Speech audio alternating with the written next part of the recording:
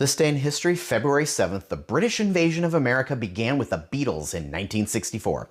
The Beatles were already a huge hit in the UK, with Beatlemania sweeping Europe. Known as the Fab Four, John Lennon, Paul McCartney, George Harrison, and Ringo Starr had now set their sights on the US. Thousands of screaming fans met the plane at the airport in New York City. 2 days later, 73 million people, 34% of the American population at the time, tuned in to watch them on the Ed Sullivan Show. Critics weren't initially impressed, but the public was, and the rest, as they say, is history. The Beatles were followed by the Rolling Stones, the Who, the Kinks, and the Spencer Davis Group, just to name a few. All would have a huge influence on the emerging counterculture in the US in the 1960s and 70s. But it's the Beatles that have stood the test of time. The best-selling music in the history of the world, the most successful act in the history of the Billboard Music Charts, 15 #1 albums, 20 #1 singles, 7 Grammys, an Oscar, with each individual member and the group in the Rock and Roll Hall of Fame. Who knew?